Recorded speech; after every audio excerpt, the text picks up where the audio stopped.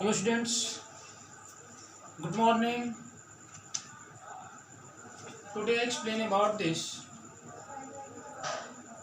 chapter 10 cell cycle and cell division. Understand? इसके previous video में हमने एक्सप्लेन किया cell cycle and cell division, जिसमें साइक्लिक कंडीशन जो थी सेल की, जिसमें एक्सप्लेन किया गया phases of the cycle. Phases of cycle में two phases of cell cycle. First phase that is known as interphase, second that is known as mitosis phase.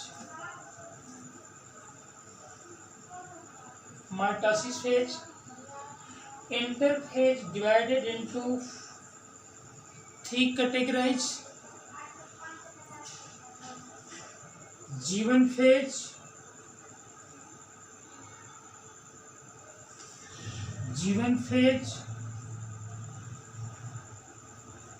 next that is known as S phase, next that is known as G2 phase।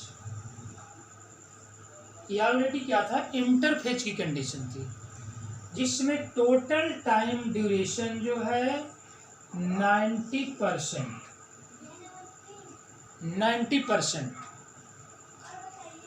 जबकि यम phase में, जिसका नाम दिया गया mitosis phase that is known as prophase, metaphase, anaphase, telophase and cytokinesis. इस तरह की phases हम लोगों ने देखा, और इसमें टोटल टाइम ड्यूरेशन ये आपका 5%, 95 जो है यहाँ मिला आपको। 95% टाइम ड्यूरेशन जो है इंटरफेज में है, जहाँ पर आपको हमने क्या बताया था कि इस फेज में सेल की ग्रोथ होती है, सेल ग्रोथ करती है, प्रिपेयर्ड होती है डिवाइड होने से पहले। अंडरस्टैंड? जब ये ऑलरेडी प्रिपरेशन इस फेज में होगा, तो इस फेज में सेल ग्रोथ कर रही है, कॉन्टिन्यूअस ग्रोथ हो रही है। इस फेज में जो है आपका डीएनए रेप्लिकेशन हो रहा है, डीएनए की डबल कॉपी प्रिपेयर्ड हो रही है। G2 फेज में प्रोटीन सिंथेसिस होने जा रही है, और ये प्रोटीन सिंथेसिस होने के बाद अब ये स्टेज जो पहुंचती है आपका यम फेज में, जिसको कहते हैं माइटोसिस फेज। और माइटोसिस फेज में तब जाकर के कोई सेल क्या करती है, यहाँ 2 पार्टों में डिवाइड हो जाती है। 2 पार्टों में मतलब एक पेरेंट सेल से 2 डॉटर सेल का फॉर्मेशन होगा। अब इन दोनों में यदि डिवीजन होना है, इनके और इनके अंदर, तो फिर इनका एक प्रोसेस चलेगा, इंटरफेज में फिर इनके अंदर कंटेंट क्या होंगे, डबल होंगे। जिस कंडीशन में आपका S और G2 फेज, तब ये फिर आपका M फेज में आएगी, तो यहाँ से ये भी क्या करेगी, 2 पार्टों में डिवाइड हो जाएगी। तो एक पेरेंट सेल से 2 डॉटर सेल बना, तो 2 डॉटर सेल डिवाइड हुई तो 4 डॉटर सेल का फॉर्मेशन कर दिया। अंडरस्टैंड? मतलब कंटेंट जो होगा क्या होगा, लिमिट होगा। माइटोसिस डिवीजन में आपके जो भी डिप्लॉयड सेल का डिवीजन होगा, उसमें एक पेरेंट सेल 2 डॉटर सेल में डिवाइड हो जाएगी, जबकि इसके क्रोमोसोमल नंबर में कोई चेंजिंग नहीं होगी। No changing in chromosomal number. Understand? तो इसी बात को हमें समझना है। अब इसको हम डिटेल में समझते हैं। अंडरस्टैंड? डिटेल में समझने की कंडीशन क्या है यहाँ पे? अंडरस्टैंड? कि उस कंडीशन में अब यहाँ से आपका जो डिटेल में हम प्रोसेस समझेंगे वो क्या कंडीशन होगी डिटेल प्रोसेस का। तो अब वो डिटेल की कंडीशन जो है, अब हम फेजेज ऑफ, ठीक है, तो ये कंडीशन होती है आपका। तो इतने सारे स्टेप होते हैं एक सेल साइकिल में। अंडरस्टैंड? अब हम थोड़ा सा डिटेल देखते हैं किसको, माइटोसिस फेज को। अंडरस्टैंड? कि माइटोसिस फेज में हम लोगों को क्या मिला, माइटोसिस फेज, जिसको हम यम फेज के नाम से जानेंगे। यम फेज। अंडरस्टैंड? इसको बोलेंगे यम फेज और माइटोसिस फेज। और ये यम फेज और माइटोसिस फेज यह जो होती है पूरे सेल साइकिल की, ठीक है, यह एक ड्रामेटिक पीरियड होता है। क्या नाम दिया गया इसका कि ये जो है dramatic period. Understand? Dramatic period, dramatic period होती है। और इस ड्रामेटिक पीरियड्स में कंडीशन क्या होती है कि यह सेल जो होती है इस फेज के अंदर जो ड्रामेटिक पीरियड है, जो कि यम फेज का सबसे मोस्ट इम्पॉर्टेंट फेज होती है। मोस्ट इम्पॉर्टेंट फेज का मतलब ये होता है कि कोई पेरेंट सेल जो होगी अब इस फेज के लास्ट में 2 डॉटर सेल का फॉर्मेशन कर देगी। अंडरस्टैंड? यहाँ पर क्या बन जाएंगे, 2 डॉटर सेल बनेगी। लेकिन एक बात याद रखना है कि जहाँ से पेरेंट सेल 2 डॉटर सेल में डिवाइड हो रही है तो इसके कंटेंट में कोई चेंजिंग नहीं होगी। No changing in chromosomal number. इनके क्रोमोसोमल नंबर में चेंजिंग नहीं होगी क्योंकि ये माइटोसिस डिवीजन है। अंडरस्टैंड? अब इस माइटोसिस डिवीजन में इसको कंप्लीटली रूप से जो है एक तरह से एक और नाम दिया जाएगा जहां पर कोई क्रोमोसोमल नंबर में चेंजिंग ही नहीं हो रही है, केवल इसके कंटेंट में इंक्रीजमेंट हो रहा है, इसके सेल में इंक्रीजमेंट हो रहा है, तो उसका एक और नाम दिया जाएगा mitosis division is the that is known as equational division. क्या नाम दिया गया, इक्वेशनल, इक्वेशनल डिवीजन। अंडरस्टैंड? इसका नाम क्या देंगे हम, इक्वेशनल डिवीजन, मतलब डिवीजन जो क्या हुआ, इक्वल हुआ, equational division.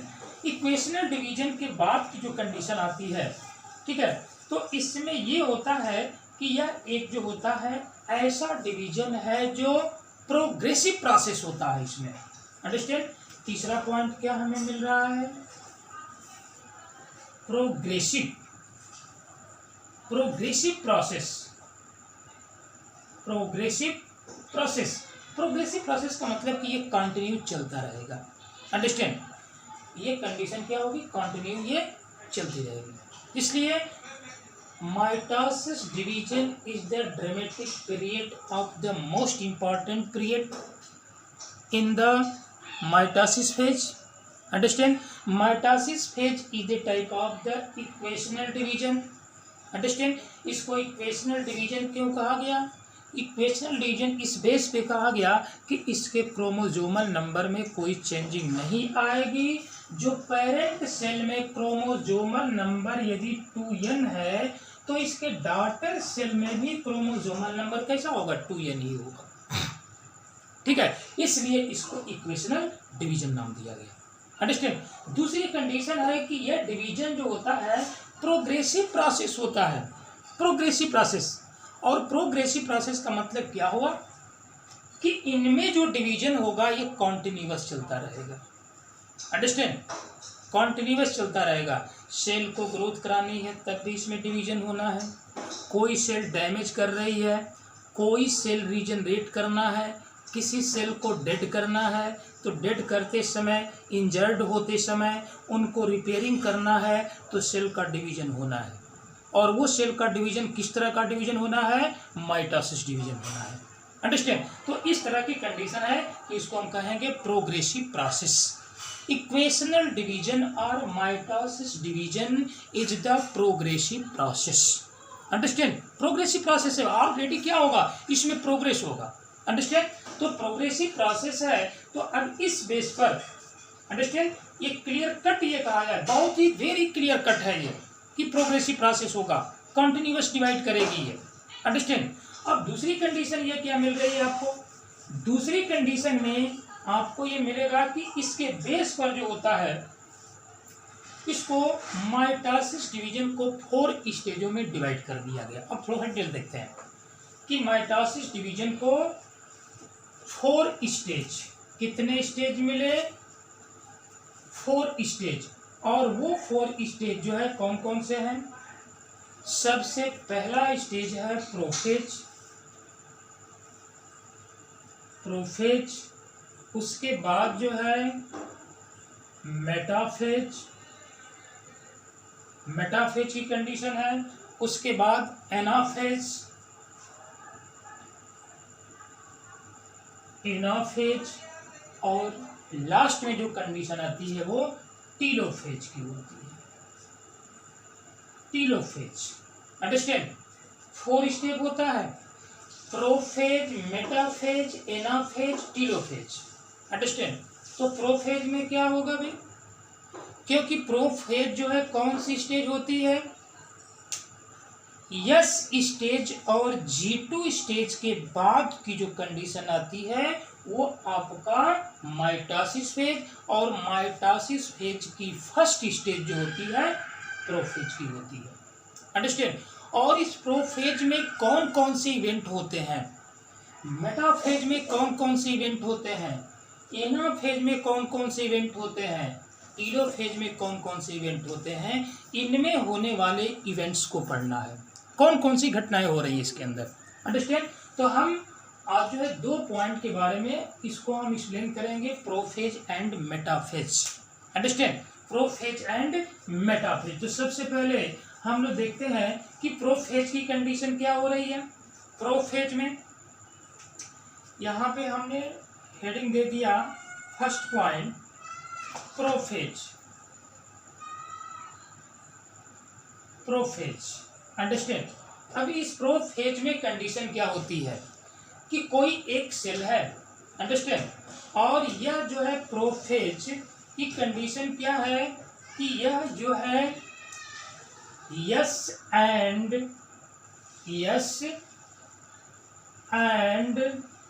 G2 phase. Understand. Yes and G2 phase में जो इंटरफेज के स्टेप हैं, इंटरफेज में यस एंड G2 फेज के बाद की जो कंडीशन आती है वो किसकी आती है, प्रोफेज की आती है। अंडरस्टैंड। अब इस प्रोफेज में आपका G2 फेज के बाद, जबकि yes phase and G2 phase में हमें क्या मिला भाई, यस फेज में, अब यहाँ पर हम राइट करें कि यस फेज में डीएनए रिप्लिकेट किया, डीएनए रिप्लिकेशन। G2 फेज में सिंथेसिस ऑफ प्रोटीन, प्रोटीन की सिंथेसिस हुई। इंटरफेज की ये लास्ट स्टेज है G2 फेज, और इसी के बाद आएगा आपका प्रोफेज। अंडरस्टैंड। तो प्रोफेज में ये कौन कौन से इवेंट हो रहे हैं, पहला पॉइंट यहाँ पे देते हैं हम, क्रोमोसोमल मटेरियल बिकम, सबसे पहला point chromosomal material become, chromosomal materials become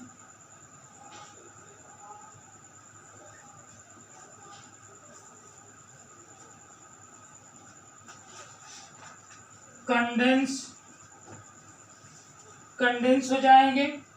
जितने क्रोमोसोमल्स मटेरियल्स होंगे, क्रोमैटिड्स होंगे किसके अंदर, एक सेल के न्यूक्लियस के अंदर, तो ये सबसे पहले इसका क्या होगा, कंडेंसेशन होगा।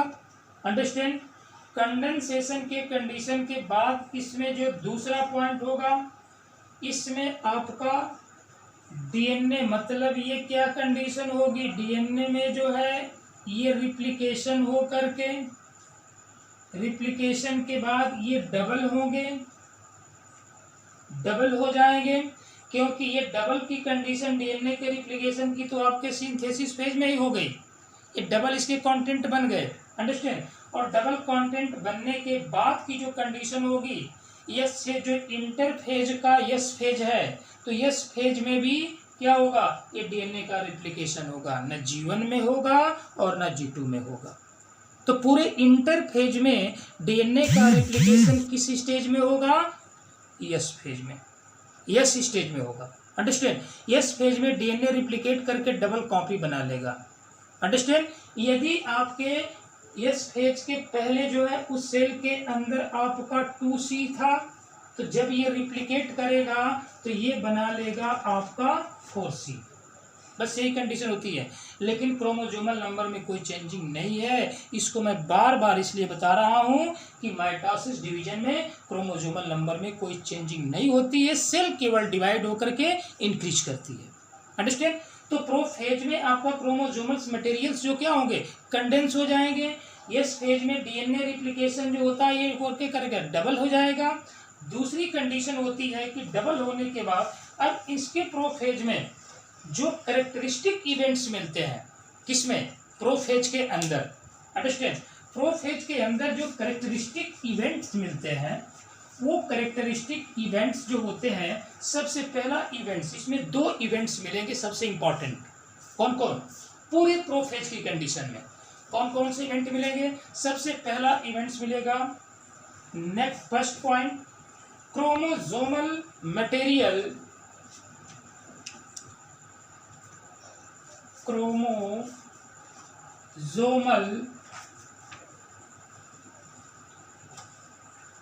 Material condense to form,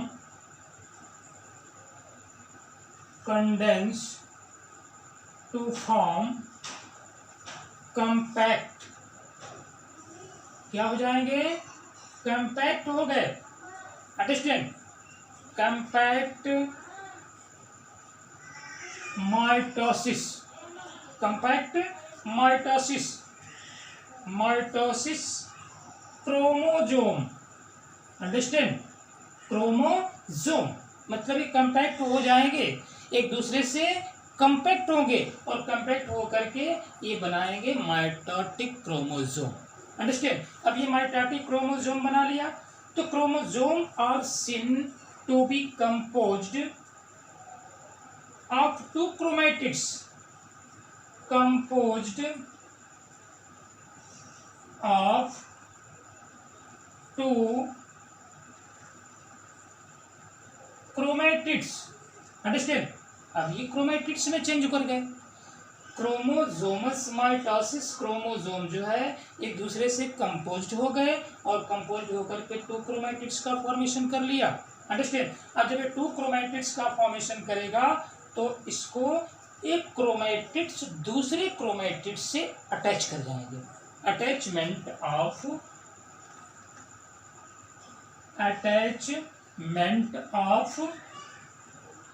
each chromatids. Understand. Attachment of each chromatids, इतने कंडेंस हो गए कि एक दूसरे क्रोमैटिड से ये क्या कर जाएंगे, अटैच हो जाएंगे। अंडरस्टैंड। और जब ये अटैच्ड होंगे तो नेक्स्ट कंडीशन क्या होगी भाई, अब जो है दूसरी कंडीशन क्या हो रही है कि अब ऑलरेडी इसमें क्रोमोसोमल मटेरियल तो कंडेंस हो गए और कंडेंस होकर के माइटोटिक क्रोमोसोम का फॉर्मेशन कर दिया। अब ये माइटोटिक क्रोमोसोम जो है एक दूसरे से कंपोज्ड कर गए। अंडरस्टैंड। एक दूसरे से मिक्सअप हो गए, और जब मिक्सअप हो गए तो वहां पर अटैचमेंट हो गए एक दूसरे से क्रोमैटिड्स, एक क्रोमैटिड्स दूसरे क्रोमैटिड से अटैच हो गए, तो तभी तो वो कंपोज्ड हुआ। अंडरस्टैंड।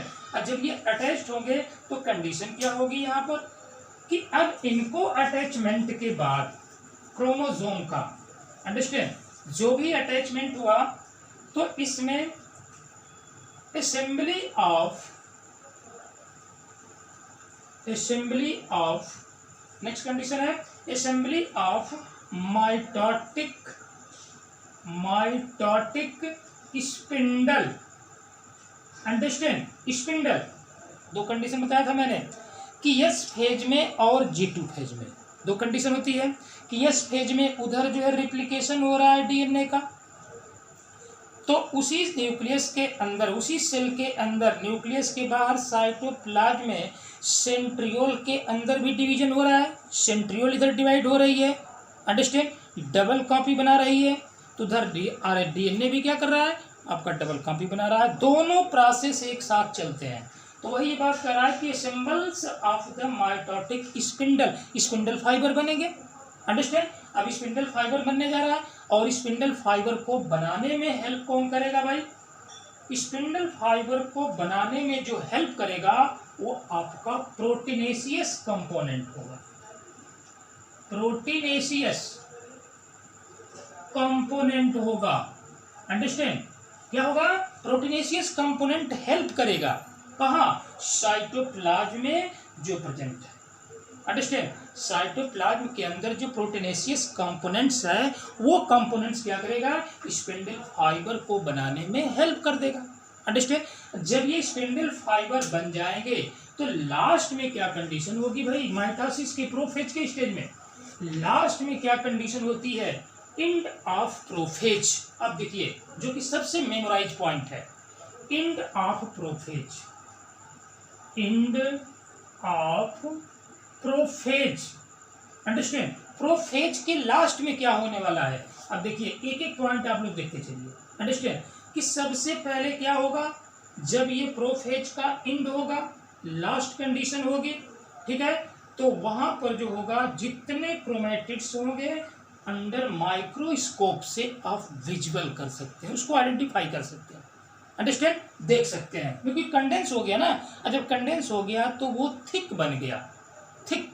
और जब थिक कंडीशन हो जाएगी, मॉर्फोलॉजिकल स्ट्रक्चर उसका जब थिक होगा तो वो एक विजुअल कंडीशन आ जाएगी under microscope, visual on under microscope, कि अंडर माइक्रोस्कोप के थ्रू जो होती है उसको हम देख सकते हैं, अंडरस्टैंड। तो दूसरी कंडीशन क्या होती है कि इसमें डू नॉट शो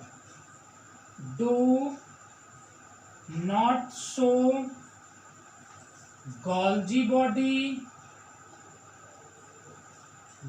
बॉडी, उसके बाद एंडोप्लाज्मिक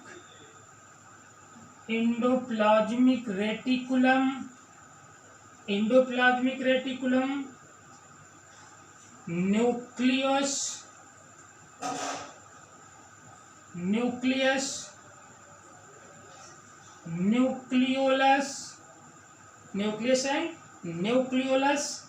एंड न्यूक्लियर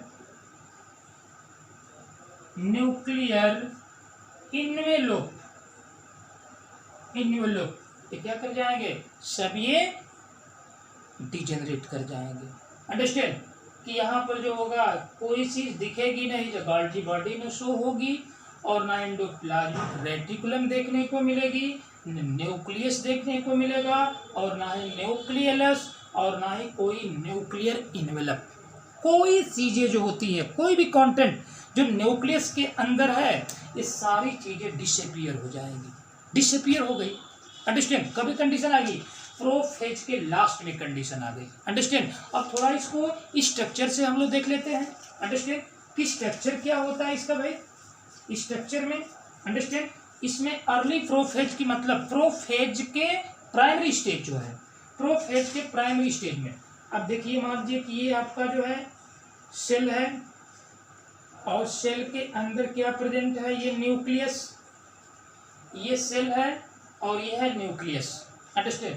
अब इस न्यूक्लियस के अंदर हमने बताया प्रोफेज में कि क्रोमोसोमल मटेरियल्स जो होंगे, जो एक दूसरे से थ्रेड लाइक स्ट्रक्चर में बिखरे हुए थे, वो क्या करेंगे? अब धीरे धीरे कंडेंस हो जाएंगे।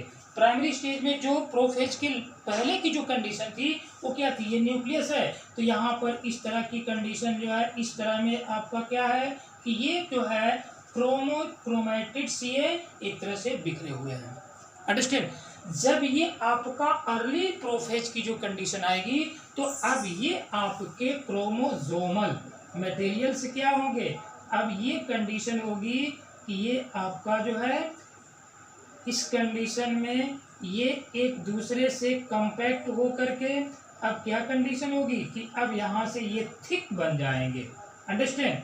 ये जो है थिक बन गए। क्या कंडीशन है, ये क्रोमोसोमल मटेरियल ही कंडेंस हो गई। जब कंडेंस होकर के ये थिक जो है एक स्ट्रक्चर बना लिया, जब थिक और कंडेंस स्ट्रक्चर बना लिया तो यहाँ पर अब माइक्रोस्कोप से आप इसको विजुअलाइज कर सकते हैं। अंडरस्टैंड? ये आपका अर्ली प्रोफेज है।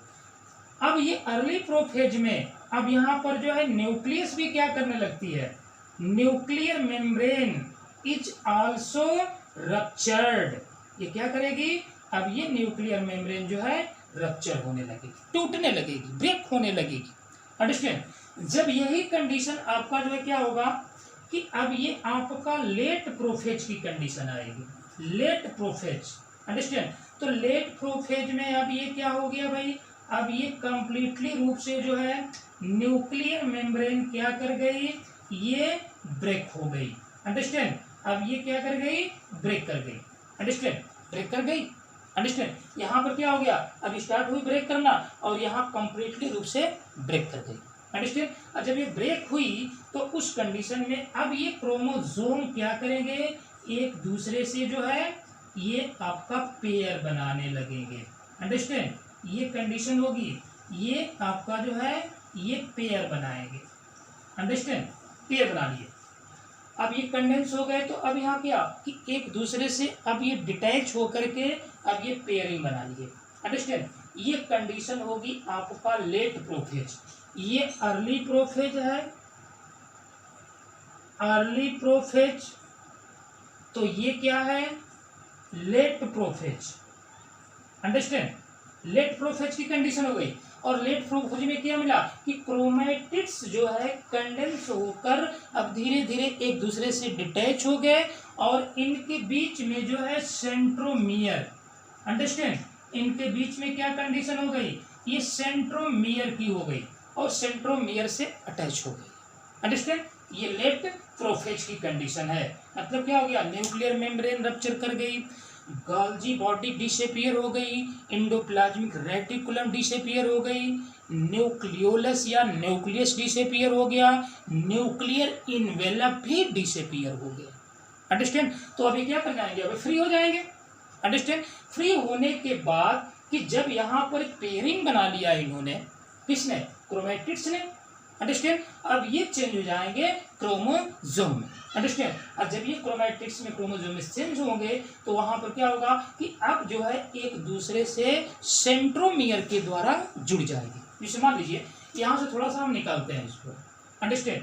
ये कंडीशन होती है अब आपका इस तरह की पोजीशन। अंडरस्टैंड? ऐसे, और यहाँ पे क्या हो गया, ये सेंट्रोमियर है। ठीक है? इस तरह की पोजीशन जो होती है इनके अंदर हो जाती है। पहले कंडीशन क्या थी, ऐसी थी, अब कंडीशन क्या हो गई, ऐसी हो गई। अब कंडीशन जो लास्ट में जो लेट प्रोफेज की कंडीशन हुई तो अब यहाँ पे ये आ गया कि each chromatids join to centromere. Understand? अब सेंट्रोमियर से धीरे धीरे क्या करने लगे, ज्वाइंट होने लगे। जब सेंट्रोमियर से ज्वाइंट होंगे तो अब कंडीशन आएगी आपका, क्योंकि सभी तो ये अलग अलग पेयरिंग बना करके सेंट्रोमियर से ज्वाइंट हो गए। अब ज्वाइंट होने के बाद लास्ट स्टेज किसकी आती है, लास्ट स्टेज आएगी आपके मेटाफेज की। अंडरस्टैंड? मेटाफेज। और मेटाफेज में क्या होगा भाई, मेटाफेज की कंडीशन, मेटाफेज में अब क्या दिखा जाए, यहाँ पर जो है अब सेल है, ये सेल है। अंडरस्टैंड? और अभी आपको बताया था कि डीएनए रिप्लिकेशन के साथ साथ जो है आपका साइटोप्लाज्म में सेंट्रियोल भी डिवाइड हो रही है। तो अब ये सेंट्रियोल डिवाइड होकर के एक दूसरे के इक्वेटोरियल पोल पे पहुंच गए। एक पोल से दूसरे पोल पर क्या कर गई, यहाँ पर डिवाइड हुई और डिवाइड होकर के मूवमेंट करके उसके अपोजिट पोल पे चली आई। कौन, सेंट्रियोल। अंडरस्टैंड? और सेंट्रियोल में बनने लगा आपका क्या, सेंट्रियोल में जो बन रहा है ये आपका बन रहा है स्पिंडल फाइबर। अंडरस्टैंड। इस तरह से क्या बनेंगे, ये आपके जो है स्पिंडल फाइबर बन जाएंगे। अंडरस्टैंड। अब ये स्पिंडल फाइबर बन गए। स्पिंडल फाइबर बनने के बाद की जो कंडीशन होगी, अब यहां से इस तरह की पोजीशन आ गई, ऐसे। अंडरस्टैंड। और यहां से कंडीशन क्या हो गई भाई, इस तरह की पोजीशन आ गई, यहां पर भी अटैच हो गया। अंडरस्टैंड। अब एक दूसरे से क्या कर जाएंगे, इस तरह से जो है इनका अटैचमेंट होगा, यहां पर भी कंडीशन हो गई। अब ये पोजीशन जो होगा आपका,